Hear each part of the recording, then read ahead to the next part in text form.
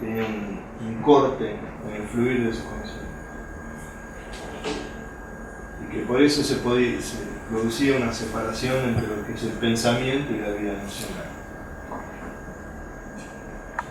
El concepto, un viejo concepto, psicopatológico, basado en un estudio psicopatológico. Hablar de la mente dividida es hablar de psicopatología. Hoy en día el concepto de esquizofrenia no está basado en la psicopatología, sino que está basado en la genética, en la neuroquímica y en la neuroimagen.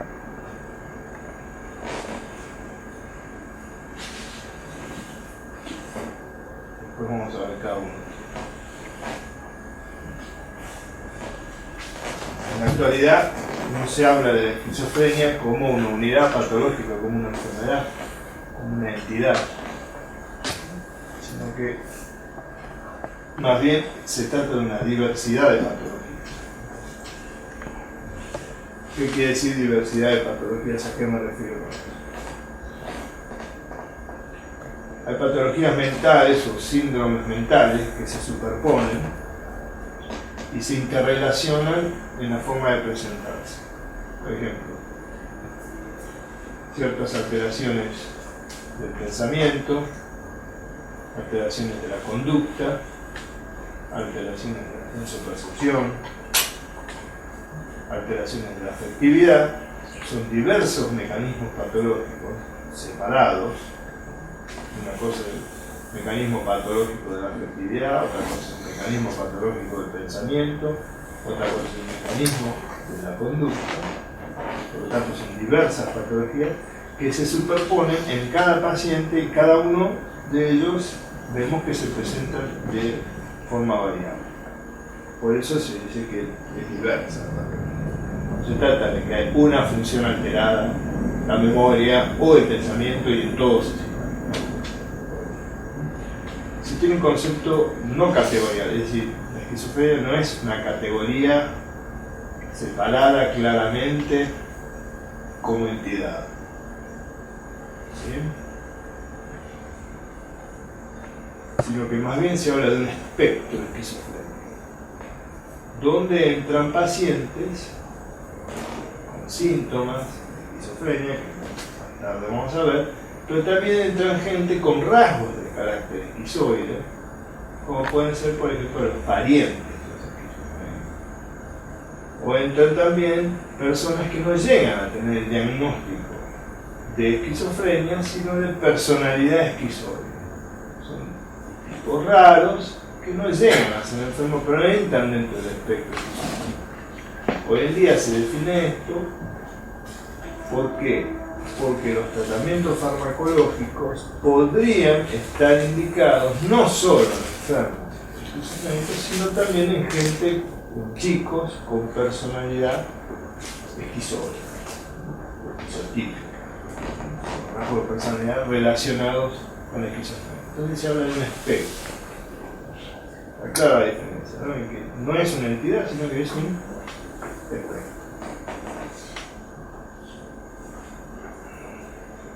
Vamos a hablar de la etiología del concepto. El concepto quedó, terminamos lo del concepto, ¿no? Ahora la etiología. Vamos a ver cuáles son los postulados etiológicos que se tienen respecto de las alteraciones estructurales en el cerebro, las alteraciones neuroquímicas y por último cuáles son los modelos de neurodesarrollo, de desarrollo del sistema nervioso que intervendrían en la etiología del mismo.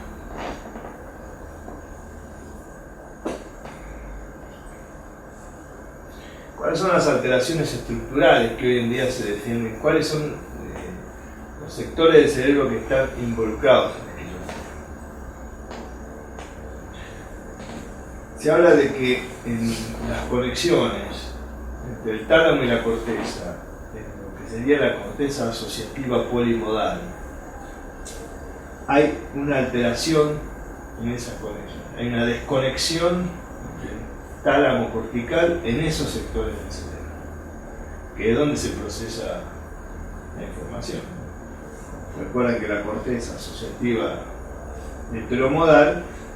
La corteza tiene varios sectores, el sector primario, que es donde llega el primer estímulo, después pasa al sector secundario, donde se reconoce el estímulo, y en la heteromodal es donde todos los estímulos sensoperceptuales, visuales y auditivos tienden a integrarse entre sí. Bueno, la conexión de ese sector de la corteza con el tálamo en la esquizofrenia fallaría. Se dice que la causa también puede estar en que en la corteza entorrinal hay una alteración en la migración neuronal. Corteza entorrinal, recuerden que es un sector de la corteza cerebral que está en la cara interna del lóbulo temporal. ¿Sí? Que es por donde ingresa también toda la información de la corteza externa al cerebro interno emocional.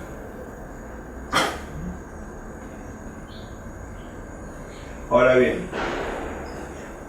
se discute si estas alteraciones están desde el inicio de la enfermedad o están desde antes que empiece la enfermedad.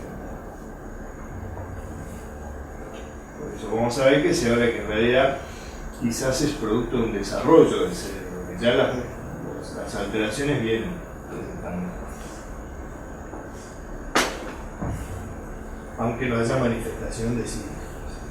¿Cuáles son las teorías neuroquímicas de la cantidad? Esto es un resumen porque hay muchos modelos, yo les menciono el principal. La teoría neuroquímica, en la etiología de la esquizofrenia, de neurodifusión, es la teoría dopaminérgica. Desde la década del 70 es cuando más auge tiene este modelo. La dopamina interacciona con los otros neurotransmisores. Sabemos que la dopamina durante el estrés, las situaciones de alarma, aumenta su liberación en el sistema nervioso. Se sabe que el esquizofrénico es un individuo que ante situaciones de alarma no obtiene forma de coparlo, de manejarlo.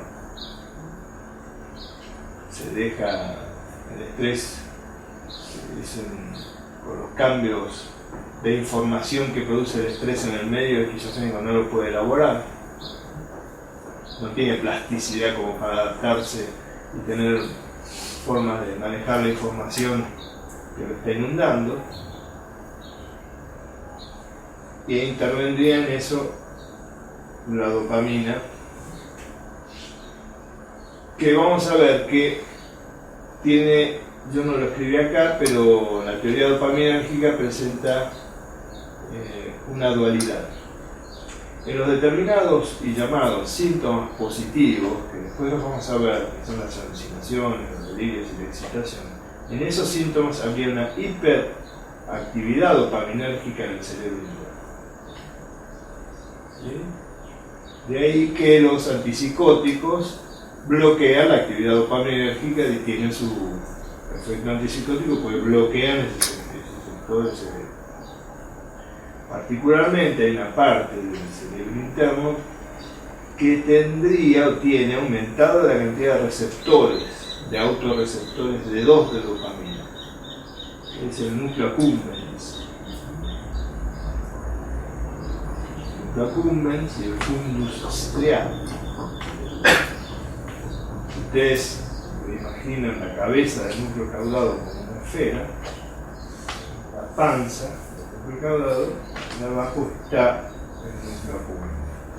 En los síntomas positivos habría un aumento de receptores de hiperactividad dopaminérgicos en esa parte. ¿Sí? En cambio, en los síntomas negativos habría y hay, o se defiende la hipótesis de una hipodopaminérgica en la corteza prefrontal. Es decir, hipofunción de la dopamina. Es decir, hiperdopaminérgica, es decir, síntomas positivos en el cerebro interno, hipodopaminérgica en los síntomas negativos en la corteza prefrontal. ¿Sí? Otro neurotransmisor involucrado en esta época es el glutamato, que es el principal neurotransmisor excitador que tiene el sistema nervioso. El glutamato en la esquizofrenia tendría que ver porque interviene en la migración neuronal, y decíamos que el esquizofrénico tendría alteraciones en la migración hacia la corteza entorrinal. El glutamato se encuentra en la corteza, en el hipocampo y en el cerebelo. Acuérdense que uno de los receptores es el NM de aspartato, ¿no? El N-metil de aspartato.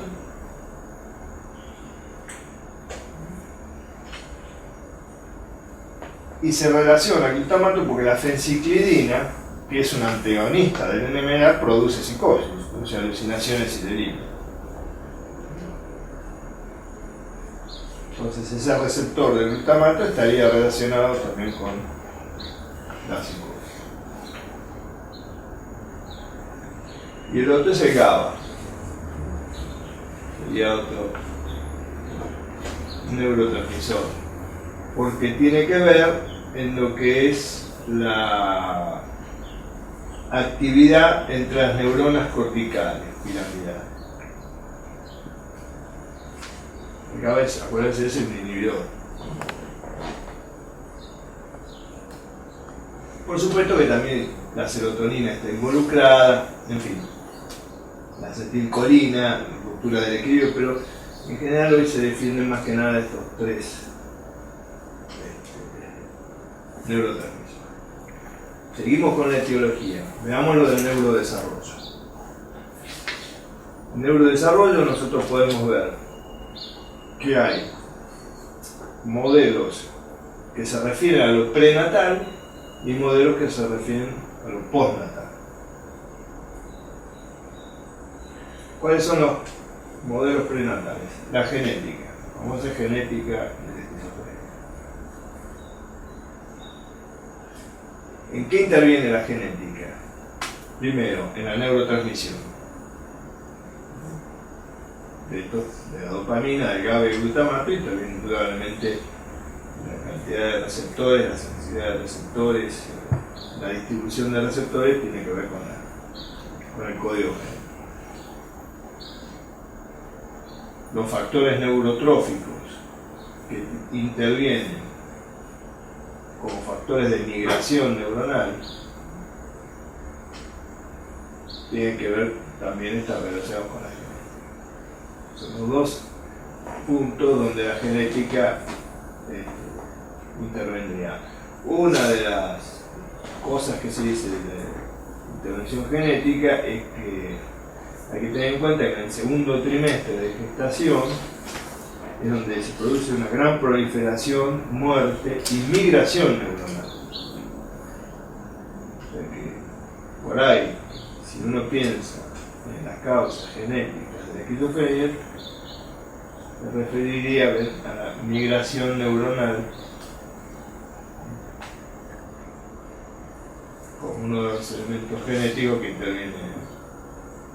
Ya desde el vamos, el futuro esquizofrénico tendría estos problemas en la corteza entorrinal porque no le migraron, el globlasto no llegó hasta la corteza. Postnatales. Hay factores epigenéticos. Por ejemplo, la malnutrición y una infección viral.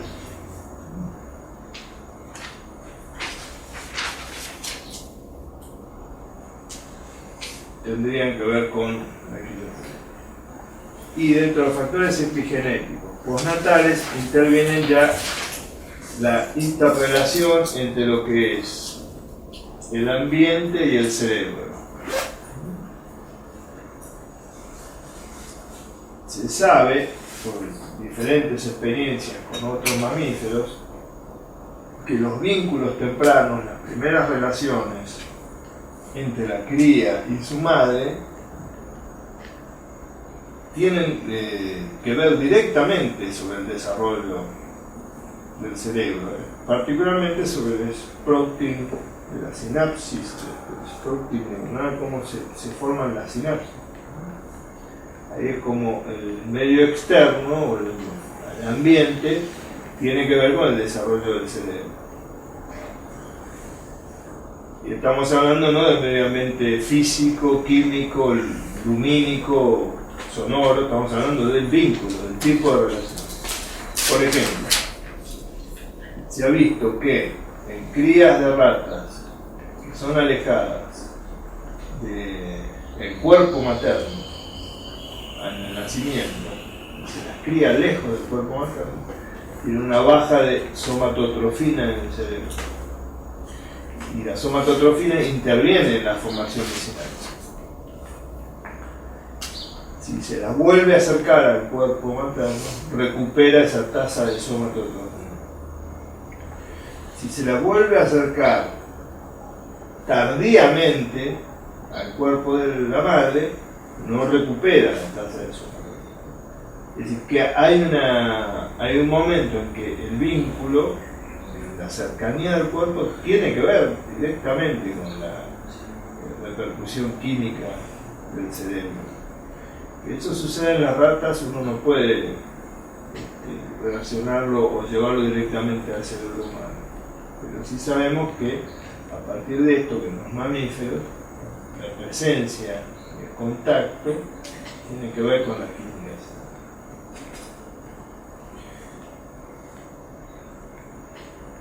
Ahí dice modelo del doble vínculo, que es extender un poco más los factores epigenéticos. El modelo del doble vínculo es un modelo de etiología de esquizofrenia que nace con la llamada escuela comunicacional, que ha estudiado la forma de comunicación, la forma de relación, la forma de vincularse del paciente esquizofrénico con su madre y particularmente con toda la familia. Y ellos vieron que el esquizofrénico desde siempre tuvo un vínculo con su madre y con su familia, que es el modelo de doble vínculo. Al inicio de los estudios se hizo mucho hincapié en la relación directa del esquizofrénico con su madre, y se hablaba de madre esquizofrenizante. Los estudios posteriores dijeron que no es solo la madre, sino que con toda la familia y todo el circuito familiar que se establece este tipo de doble vínculo, que es un doble mensaje. ¿Qué es un doble mensaje? Algunos de ustedes, todos sabemos de Vox Populi, de lo que se trata un doble mensaje, pero a algunos se les ocurre un doble mensaje. Hay una característica: el doble mensaje es un mensaje contradictorio, pero es mucho más que un mensaje contradictorio, porque el mensaje contradictorio te deja una salida, que cuando a uno le dan un mensaje contradictorio puede llegar a decir: no entiendo lo que me quiere decir, o es poco claro,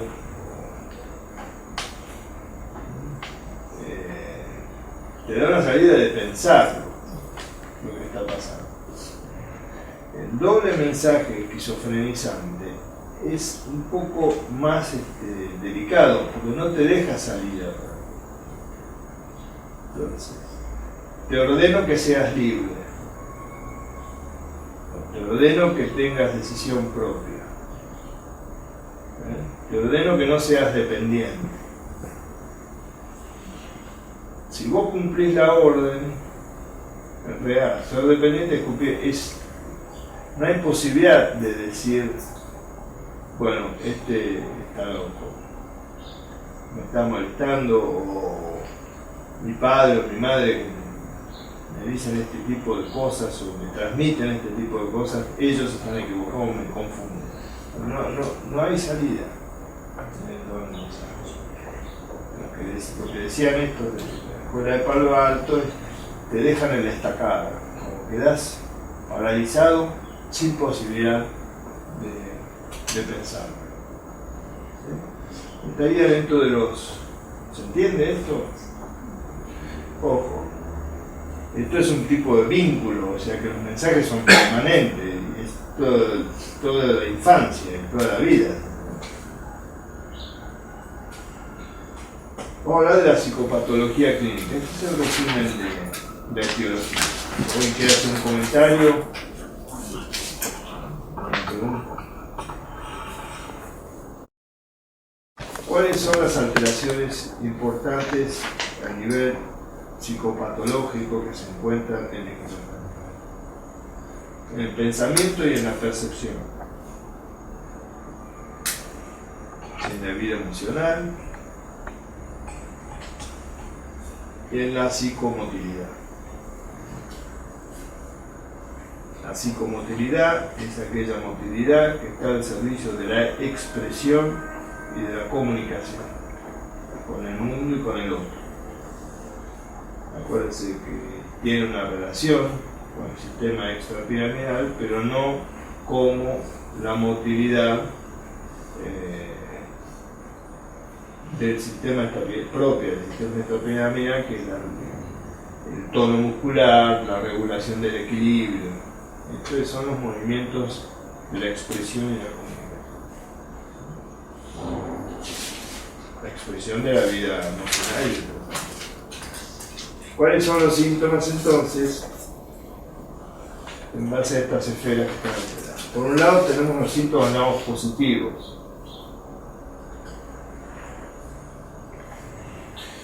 La división de síntomas positivos y negativos, que es vigente en la actualidad en la esquizofrenia, es una vieja denominación que viene de Hadley Jackson, el neurólogo Jackson, que en fines del siglo XIX describía que en el sistema nervioso central había niveles de funcionamiento como si fueran estratos, capas, y que las capas superiores controlan a las capas inferiores. Entonces, que los síntomas del sistema nervioso eran por fallo de una capa superior, se producían dos tipos de síntomas. Uno que era falta de función por la misma falla, y el otro era una liberación de una función inferior por falta de inhibición de liberación. O sea, dos tipos de síntomas. Uno que la lesión le sacaba una función, pero aparte se liberaba otra función que estaba controlada. A esa liberación, a esa aparición de síntomas, como una desinhibición, una represión, como quieran llamarse, un descontrol, se lo da síntomas positivos. Los síntomas por déficit de función son los negativos.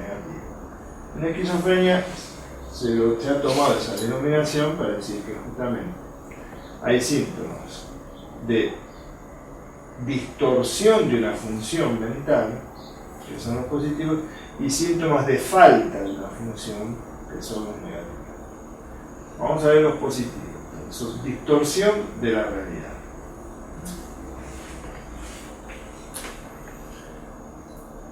Los otros síntomas negativos se los llama de pobreza psicomotora. Recuerden que primero va la denominación positivo y negativo. Positivos o de distorsión de la realidad, negativos o de pobreza psicomotora.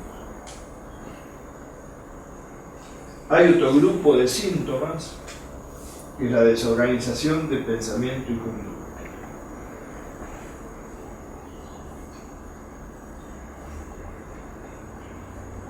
Y hay otro grupo de síntomas que se están estudiando, que son las alteraciones en el procesamiento de la información.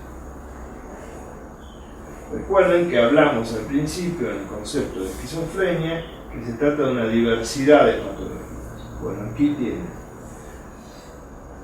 Los síntomas positivos responden a un proceso patológico distinto que los síntomas negativos, distinto que las desorganizaciones y distinto que la alteración en el proceso de la información.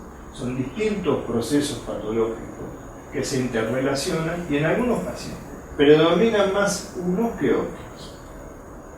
Por eso es muy diversa la esquizofrenia, porque son grupos de patologías, que son estos. ¿Se entiende, no? Vamos a ver los síntomas positivos de distorsión de la realidad. Las alucinaciones. La ideación delirante y la excitación psicomotriz.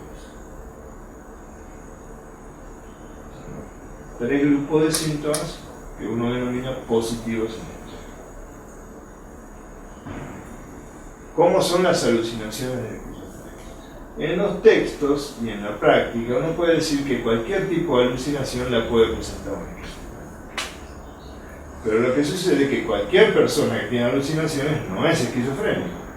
Toda la psicosis en determinado momento tiene alucinaciones, que es la psicosis más breve y aguda que ustedes ven. No van a diagnosticar esquizofrenia únicamente por alucinaciones. Entonces la pregunta es, ¿hay alucinaciones que son típicas de esquizofrenia? Típicas no, pero que son altamente probables que se presenten en la esquizofrenia. Sí. ¿Cuáles son? La audición de voces dialogadas. Escuchar un diálogo de personas, dos voces que hablan entre sí, y en general están hablando de él, del paciente. Es altamente probable que se trate de un juego de esquizofrenia. La audición de voces comentadoras de los propios actos.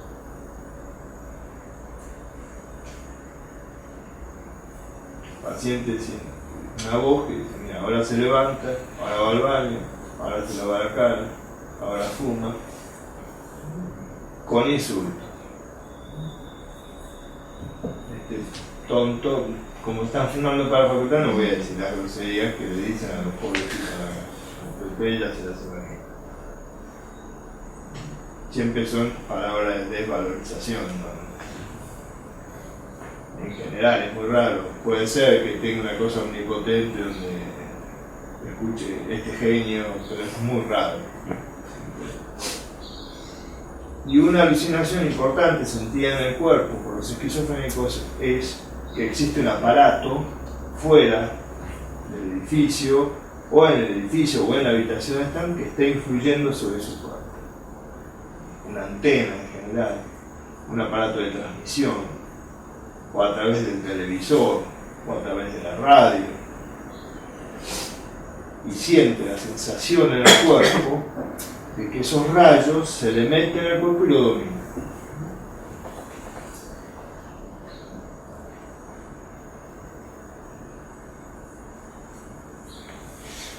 Este tipo de alucinaciones muestra un elemento muy importante psicopatológicamente en el esquizofrénico y en cualquier psicótico, que es que el yo pierde sus límites con el no yo. Es decir, todo lo que pasa en el ambiente tiene una influencia directa en su vida íntima, en su interior corporal, en su interior mental. Yo pierde la barrera de lo que es lo que está fuera de eso. ¿Sí? ¿Cómo es la ideación delirante? Puede ser de cualquier tipo, pero todo delirante no es una esquizofrenia. ¿Cuáles son los delirios que uno puede decir? Bueno, están muy cerca de ser un paciente esquizofrénico. Cuando el paciente tiene ideas de que tiene una influencia externa, influencia directa, no me dejo llevar por las palabras, o me interesa lo que dice aquella persona, o lo que estoy pensando tiene que ver con lo que escuché anoche en la televisión. Yo soy de la opinión que el avión de Air France entonces no eran los restos, eso no es influencia, sino que es información, y todos tenemos una influencia de información. Es más, nuestro intelecto, nuestro pensamiento en general se dice que depende mucho del contexto en el que uno está. Uno piensa lo que piensa el contexto. Pero el paciente esquizofrénico siente que directamente sus pensamientos son comandados, son puestos desde afuera, que no son sus propios pensamientos. porque él lo que está pensando directamente no pertenece a sí. Eso es, cuando un paciente diga esas cosas, pueden pensar ustedes que podría ser registro. El robo de pensamiento. El paciente siente, dice que le sacan el pensamiento, no que le roban la idea, no el plagio, porque directamente el paciente está pensando, está hablando y de golpe queda, se frena. ¿Qué pasó? No sé, me sacaron el pensamiento. No puede pensar. Se me chuparon. Bueno, yo algo y se lo saco. Lo que yo les digo a ustedes es incomprensible y no tiene lógica. Bueno, porque es psicótico el asunto. ¿Sí? Bueno, ¿cómo me sacaste el pensamiento? Bueno, desgraciadamente es la patología. Y otro delirio que tiene también puede presentarse en toda psicosis, pero cuando la percepción delirante se presenta en forma muy continua, se ve en los cuadros de comienzo de la esquizofrenia, y aún el paciente con años de esquizofrenia tiene la percepción delirante. La percepción delirante es cambiarle el significado a lo percibido.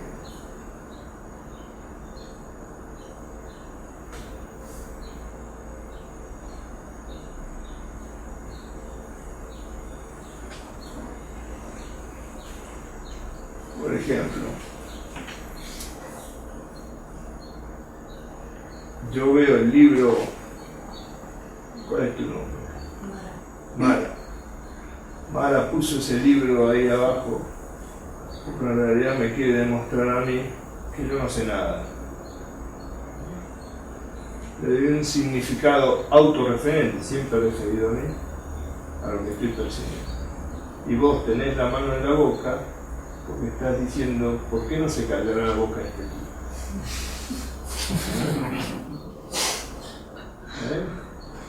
¿Sí? Es constante la percepción delirante. Y es delirante porque tiene que ver, primero, porque es una distorsión de la realidad, y que tiene que ver con él. Siempre, el esquizofrénico es el centro del sistema. Libro, por mí. La mano en la boca, por mí. Todo, por mí. Vos estás sentada delante de la bandera argentina, que quiere decir que la patria me va a llamar a mí para algo especial. ¿No? ¿Sí?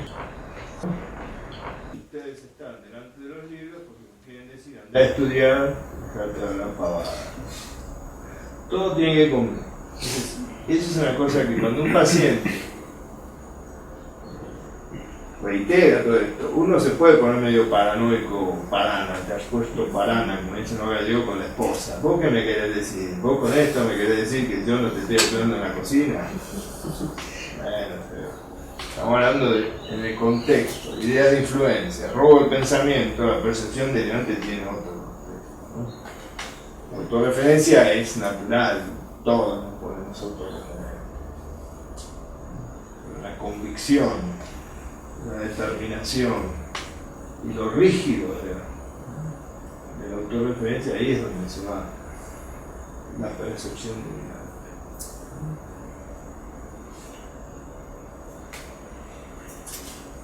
En los delirios esquizofrénicos, después cuando vean la clase de delirios crónicos, van a ver que lo que lo caracteriza al delirio es el polimorfismo. Una vez que se estableció el cuadro, el delirio de la esquizofrenia se torna las características de ser polimorfo. ¿Qué es la forma de un delirio para hablar de polimorfo? La forma del delirio está dado por lo que sería el mecanismo de formación y el tema con el cual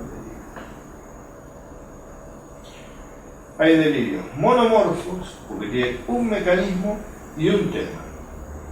Y hay delirios polimorfos, como el de la esquizofrenia, que tiene varios mecanismos y varios temas. Un ejemplo de delirio monomorfo, con un mecanismo y un tema, es la paranoia. El mecanismo es la interpretación. Único mecanismo.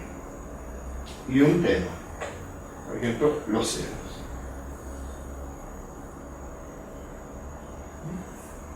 El paranoico interpreta constantemente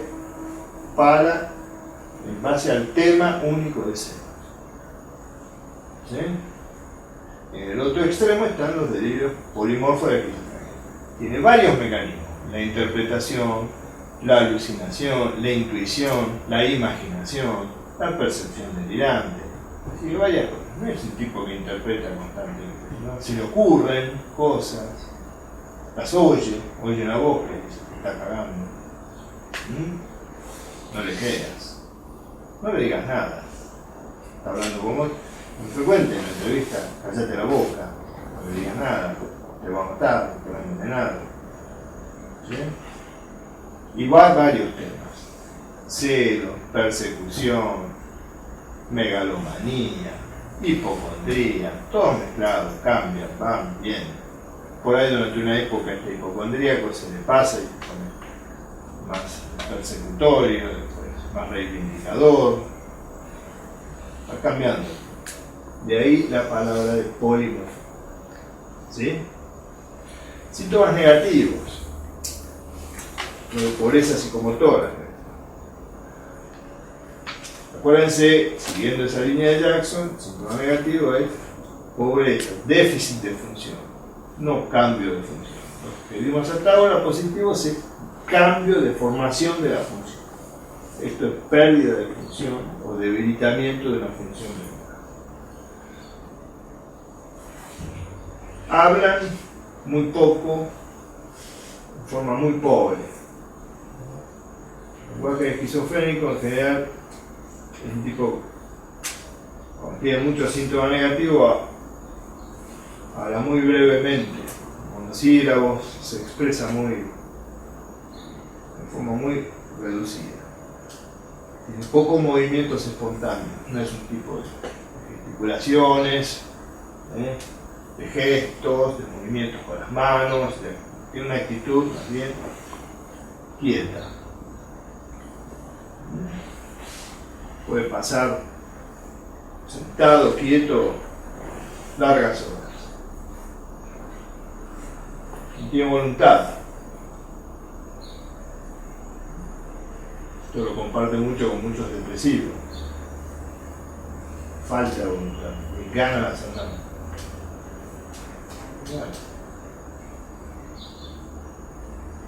La expresión facial es inmutable. En el esquizofrénico ustedes hablen de lo que hablen, del tema que hablen,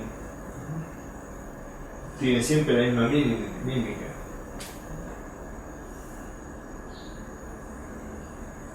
En la entrevista ustedes van cambiando de tema. Habla de la familia, habla de política, de fútbol. Entonces la gente, cuando uno habla de diferentes temas, tiene diferente repercusión. Habla de cine, de la película que se ve. Hay un cambio en la expresión facial.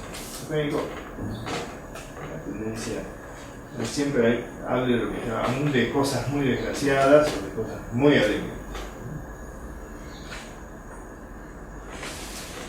Pocos gestos, tiene poca expresión gestual, tiene poca respuesta afectiva.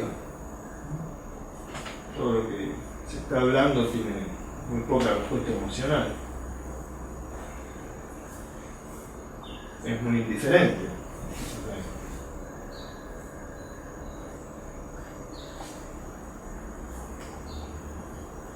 La inflexión vocal habla en general siempre con el mismo tono de voz. Muy quedo. Y tiene falta de empatía. La empatía, ¿cómo definen la empatía? Tener empatía. ¿Cómo se te ocurre? Es la capacidad de ponerse en el lugar del otro. Bien, este es un concepto de empatía. Perfecto. El otro concepto de empatía tiene una doble faz, uno es lo que decís vos, y la otra es que la empatía es hacer la lectura emocional, leer la emoción del otro, lo que está sintiendo el otro. Está relacionado con puedes al tipo llorando, puedes entender que sienta esquizofrénico, no se puede poner en el lugar del otro y no puede leer la vida afectiva del otro. No puede entenderla, no puede captarla. ¿Cuáles son los síntomas de desorganización? El afecto inapropiado. Se ríe en momentos en que tendría que sentir angustia, viceversa.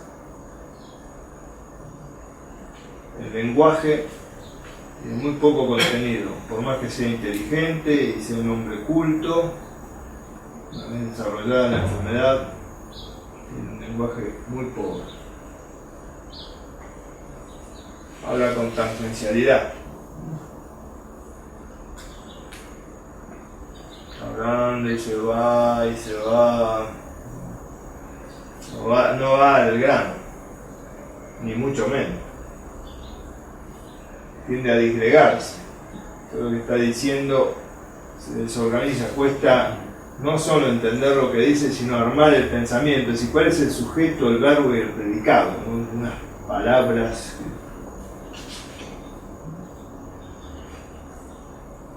De urgencia, a pesar de que habla poco, que está desorganizado, te interrumpe y tiene la sensación esa permanente, o transmite esa sensación permanente de que es urgente, que quiere decir algo, pero dice una cosa que no sirve mucho a la comunicación. Y se distrae, tiene falta de atención, se distrae.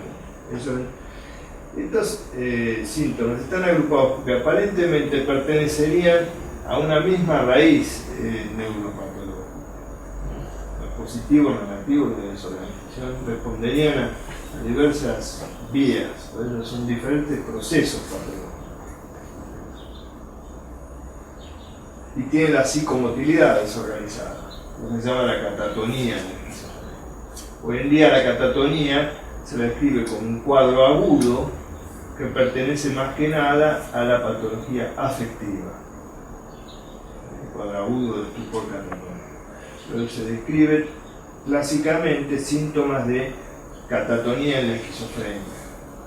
No es sinónimo de catatonía en esquizofrenia, más bien, que quede claro, está relacionado el cuadro agudo con una cosa afectiva o trastorno de personalidad.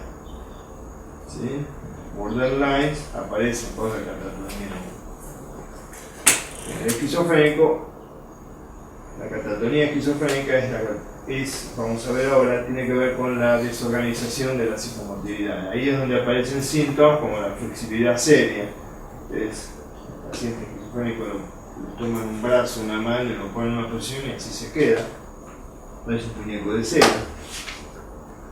El acompañamiento, ustedes le tocan, la prueba del acompañamiento es tocarle un brazo, una muñeca, y el paciente ve solo, lo levanta, le toca un poco la nuca y es como que acompañara el movimiento.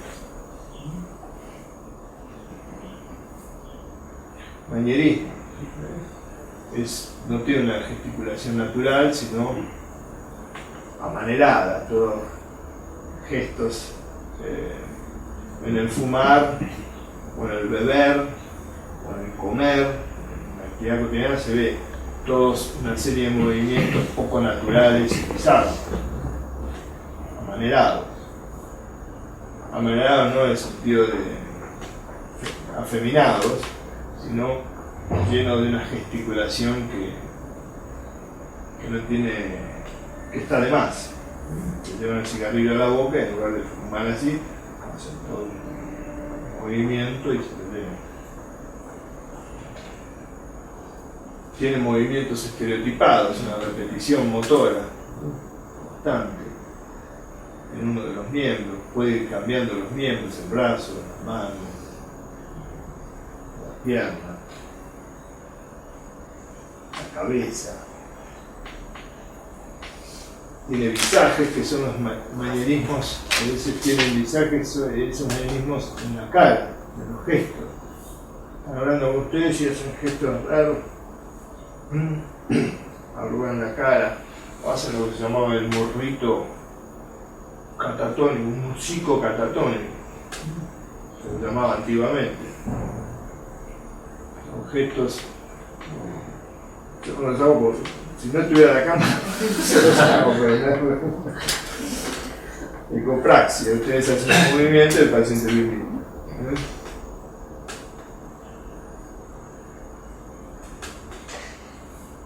Bueno, vamos a hablar de otro grupo de síntomas que es el procesamiento de la información. Hace unos años, con el desarrollo de la neuropsicología y la psicología cognitiva, se empezó a estudiar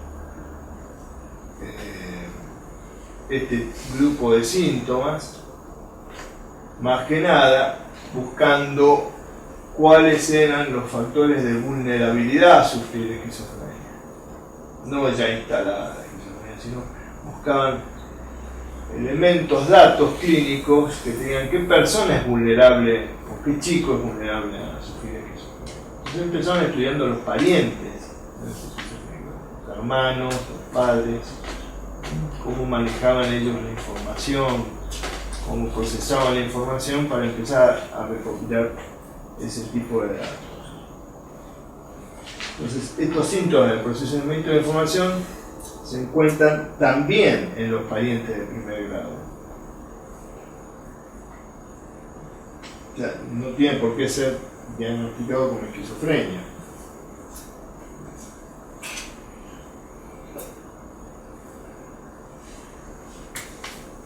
Y se ve que las alteraciones en el proceso de información, estos síntomas, aparecen en forma previa a los positivos, a los negativos y a la desorganización. Son los llamados síntomas que pasan medio desapercibidos, ¿no?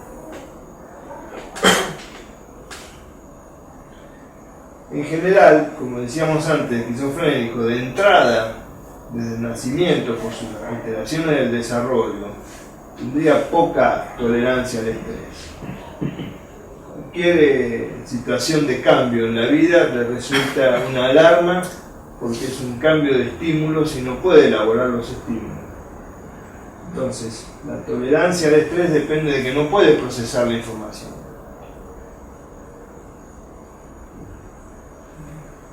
Y de esta forma, a un chico que tiene bajo procesamiento o un mal procesamiento de la información que le llega, de los estímulos que le llegan, la información son los estímulos, y enseguida empieza a sentir una situación estresante frente a los cambios, se dice que este pibe es vulnerable a sufrir más tarde esquizofrenia. Se lo digo en términos más bien prácticos. Y está basado en estudios cognitivos más que en entrevistas personales. Se determina el procesamiento de la información directamente ya con algunas pruebas, no hablando con el paciente. Los otros síntomas se ven en la entrevista clínica. Estos necesitan que ustedes hagan algún tipo de intervención con alguna prueba, un estudio. No tiene que ser un gran estudio, por ahí mismo en la entrevista ustedes lo pueden aplicar sencillamente. ¿Cuáles son esos marcadores del procesamiento de la información? ¿Vamos bien? No es necesario interrumpir. Uno es la memoria activa, la llamada memoria de trabajo.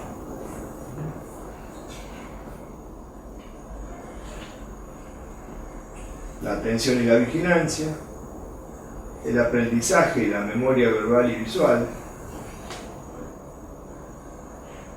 razonamiento y resolución de problemas, la velocidad del procesamiento de información, la fluidez verbal y lo que se llama la cognición social. Lo que es la memoria activa o memoria de trabajo. para que la memoria de trabajo tiene que ver con la memoria de fijación. O sea que trabaja con la información que está en línea, online, la que uno tiene presente en la conciencia. Y no solamente se trata de fijar lo que le dicen, sino que necesita cierto procesamiento. La memoria de trabajo te da cierto procesamiento a lo que vos estás fijando, aunque te dure unos minutos. Tengo que ir a marcar tal número de teléfono, porque tengo que llamar a Pepe. El número es 47, lo memorizas, pero la memoria de fijación tiene cierto procesamiento. Cuando se la procesa se la llama memoria activa, depende en general de los lóbulos prefrontales. Entonces, ¿cómo la estudias? Haciéndole al paciente repetir dígitos hacia atrás, de 10 para atrás. Entonces, tiene que fijar el concepto 10 para atrás y tiene que elaborarlo. Sí, 10, 9, 8, requiere cierta elaboración, no 1, 2, 3, 4, 5, 6, 7, 8, 9, 10. Le das una mínima tarea, entonces el paciente o la persona tiene que elaborar eso fijado. ¿Se entiende el concepto de memoria de trabajo? Con el esquizofrénico parece que estamos mal con la memoria de trabajo. Y en los parientes de los esquizofrénicos también estamos mal. Estamos hablando de las funciones que dan efectivamente datos positivos respecto del procesamiento. La atención y la vigilancia. Requiere que la conciencia se centralice, se concentre en un estímulo. ¿Cómo lo estudias? Le das un texto. Ahí sí, necesitas un botón. Entonces le decís que cada vez que aparece una X, después de una AX, que apriete un botón. Mientras está leyendo. Tiene que concentrarse en eso. Esquizofrénico, esquizoide, el pariente esquizofrénico, vamos para atrás. ¿Se entiende? Son cosas sencillas. El aprendizaje y la memoria verbal, acá sí requiere aprender, retener y manejar la información. Es más complicado. Le das una lista de palabras, la prueba clásica. Tiene que escuchar de 12 a 16 palabras y tiene que recordar el mayor número de palabras. Yo le doy 12 a 16 palabras, recuerde la mayor cantidad. Las personas normales recuerdan entre 8 y 16, le haces repetir la prueba 5 veces y ahí aumenta el rendimiento de una persona normal. Retiene entre 13 y 16. 5 repeticiones llega a retener entre 13 y 16. ¿Sí? El esquizofrénico se mantiene en 9 palabras como máximo. Como máximo. No retiene más de 8 o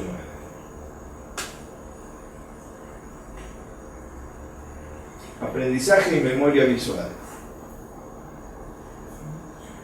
De las figuras, si tiene que dibujarlas de memoria o le hablas, está toda una serie de figuras y decir, bueno, ahora elija el señor con el paraguas, que ya la vio antes, y tiene que dibujar.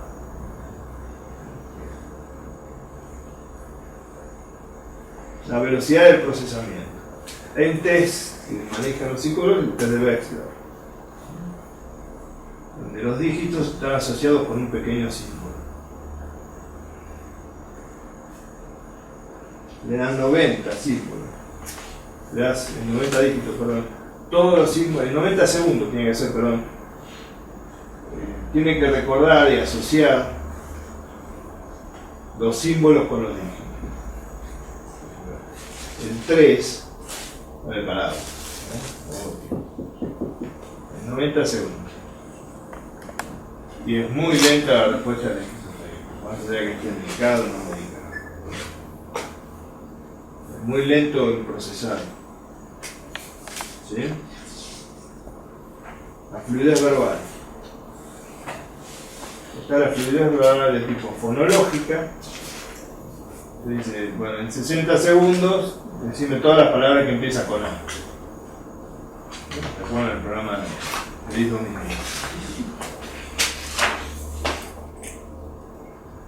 Yo te digo, vamos para atrás. Y la fluidez verbal de tipo semántica, que decís, bueno, verduras en un minuto. El siguiente nombra frutas o animales. ¿Sí? Las llamadas pruebas de la cognición social.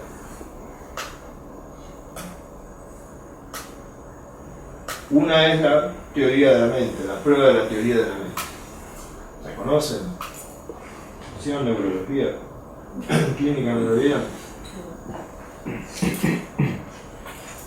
Teoría de la mente estudia justamente la posibilidad que tiene él de ponerse en lugar del otro, ya no emocionalmente. Por eso te decía que la empatía es un poco más que poner. En la prueba clásica, donde vos le haces el siguiente relato: hay un niño que está solo en su habitación comiendo una barra de chocolate. Decide irse a jugar. Vuelve la barra de chocolate y la deja debajo de la almohada.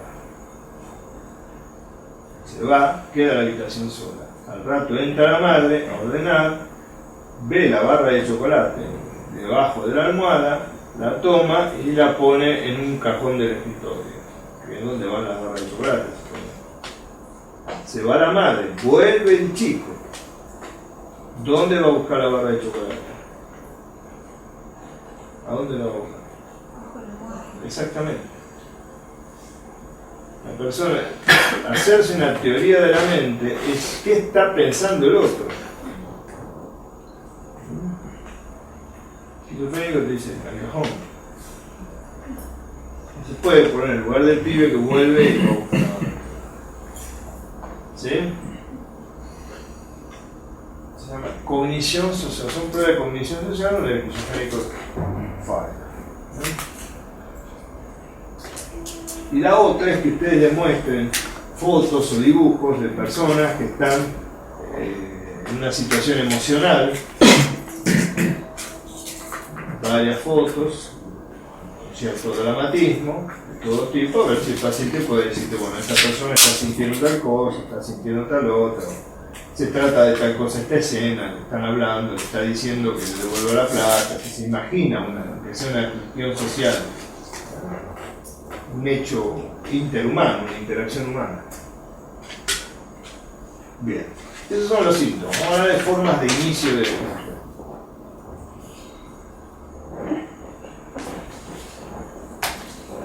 Una forma de inicio es la más frecuente, la forma de inicio lenta. ¿Cuál es el pródromo de las formas de inicio lenta de esquizofrenia? Se habla de signos que son prepsicóticos, inespecíficos. ¿En qué consiste hoy en día cuando uno habla de prepsicosis esquizofrénica? No de psicosis, sino como que todavía no está, pero tiene signos. Justamente de lo que estuvimos hablando. Son variaciones en el procesamiento de la información que le alteran la conducta habitual.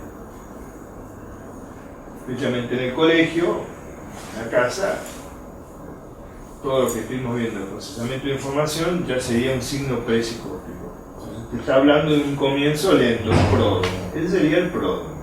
¿Sí? Después del pródromo vienen síntomas depresivos, angustia, decaimiento, y ahí aparecerían los síntomas negativos. La falta de voluntad, la falta de concentración, la falta de empatía. Son síntomas que son atribuidos a un estilo, una época, ¿no? En general son pasados por algo. Hasta que un día aparece un síntoma positivo. La desconfianza, el miedo, un delirio, una alucinación, y ahí sí se toma eso como el comienzo de la enfermedad, cuando en realidad empezó desde antes.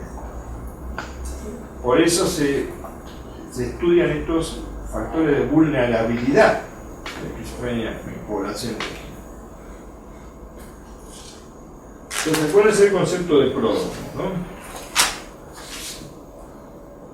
Y están las formas de inicio agudo. Yo puse ahí trueno en noche serena, que era una cosa que decía un psiquiatra, un filósofo, Jaspers. Un trueno en una noche estrellada. ¿Quién espera que haya un trueno de tormenta donde hay estrellas? Bueno, él dice que hay formas de esquizofrenia donde el paciente no tiene todos esos signos prepsicóticos y un día ¡pum! Explota con un delirio persecutorio en la adolescencia.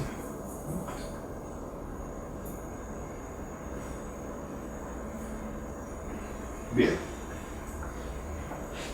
¿Cuáles son las formas clínicas? Las que describió Bloiler, el autor que les mencioné al principio,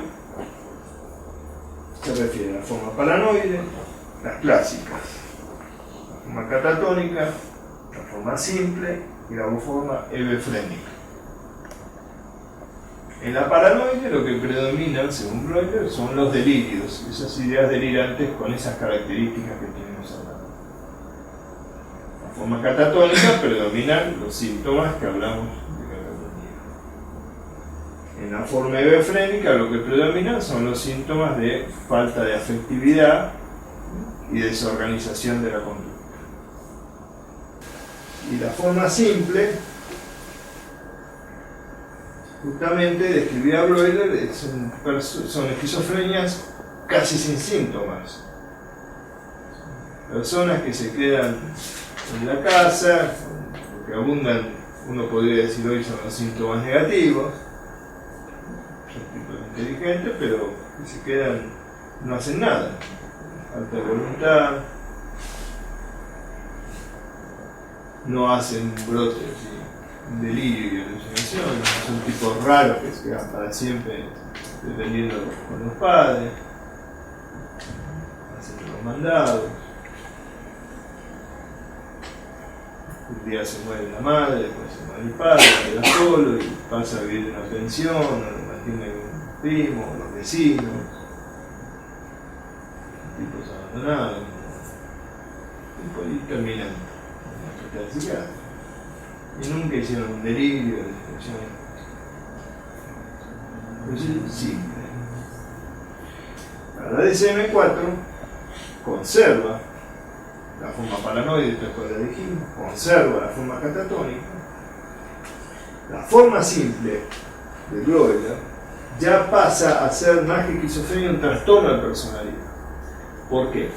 Está dividido en dos columnas la DSM, porque ellos tienen varios ejes, varias columnas.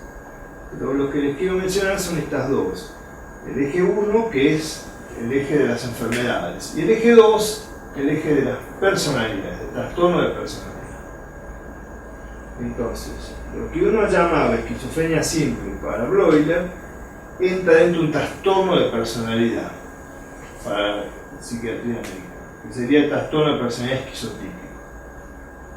Personas autistas, metidos para adentro, poco comunicativos, solitarios, se las arreglan solos desde siempre, y tienen pensamientos así extraños, sin llegar a ser delirantes. Son tipos que combinan diversos sistemas teóricos, y vos podés hablar con ellos y te hablan de la física nuclear, su relación con el ajedrez y la astronáutica. Y vos podés decir, es una cosa rara, pero no puedes decir que está loco, puede ser hasta una cosa muy creativa. Tiene esa tendencia de tener pensamientos extraños, no un delirio persecutorio, tipo que tiene ideas así, solitarios. Entonces la DSM dice, eso no son esquizofrénicos, son personalidades, personalidades esquizotípicas. Para Bloiler es esquizofrenia. ¿Sí? La esquizofrenia hebefrénica de Bloiler en realidad coincide en gran parte con la desorganizada. Desorganización del pensamiento y conducta y de afectividad, tal cual lo mencionamos cuando hablamos de los signos. Y la DCM le agrega dos formas más. Una es la residual, que se caracteriza por tener una gran abundancia de síntomas negativos y de desorganización. Por último, aquella que no se puede acomodar en ningún lado es la más indiferenciada, tal cual clasificación, que en general son las más frecuentes de diagnosticar, ¿no? ¿Viste? Cuando te da forma clínica y dices, bueno, la que no se puede colocar, indiferenciada, ¿viste? La que este es el cuadro del paciente, hacia la individualidad de cada ser humano. ¿Cuál es el diagnóstico diferencial de la esquizofrenia? La esquizofrenia americana describe el trastorno esquizofreniforme.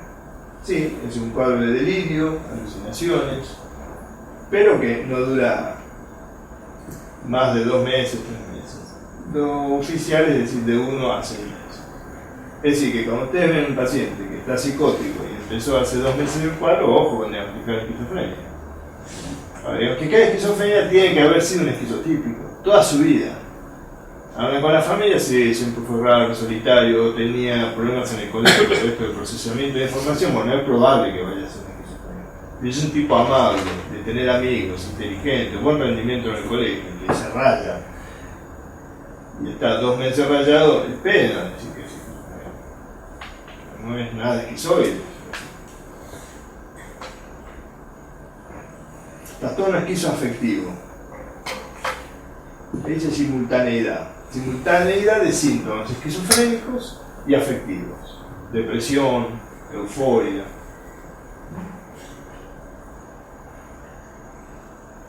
Trastorno esquizoafectivo se ve en general en los trastornos fronterizos de la personalidad. Hacen esa psicosis que llaman psicosis esquizoafectivas. Con delirios, alucinaciones, pero gran contenido depresivo. Ansiedad de abandono, sentimiento de soledad y de vacío. Mucha mezcla de lo esquizoide que estuvimos viendo, más cosas depresivas.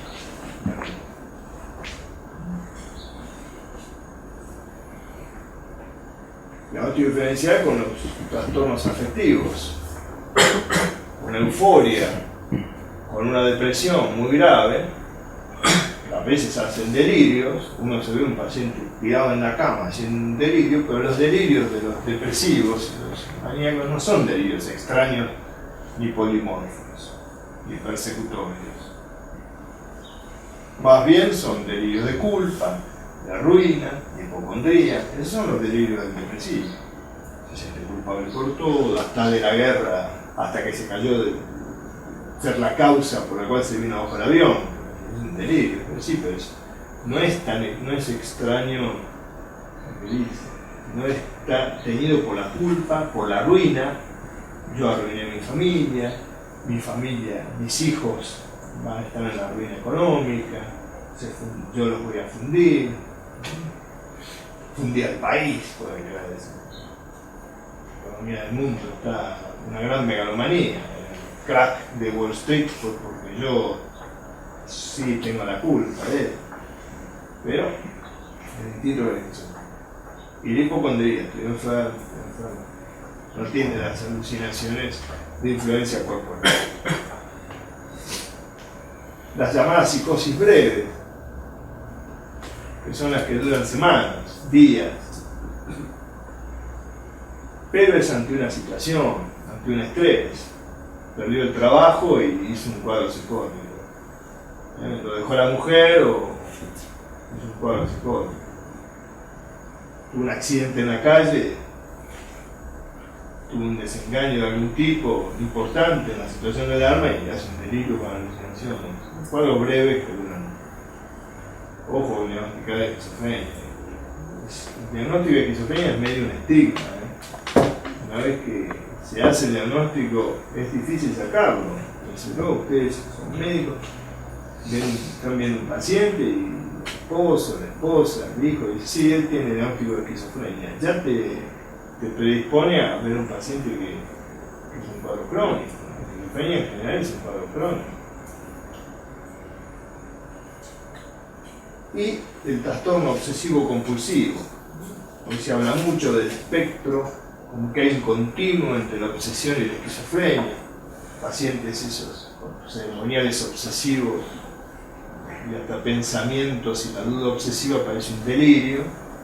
Pero recuerden que todos los pensamientos de los obsesivos son egodistónicos, los vive con pesar, como impuestos, como que no pueden luchar, se le imponen en la cabeza. En cambio, el esquizofrénico en general es egosintónico, el yo, lo que queda del yo, de alguna forma hace sintonía con el delirio, está de acuerdo con lo que molesta.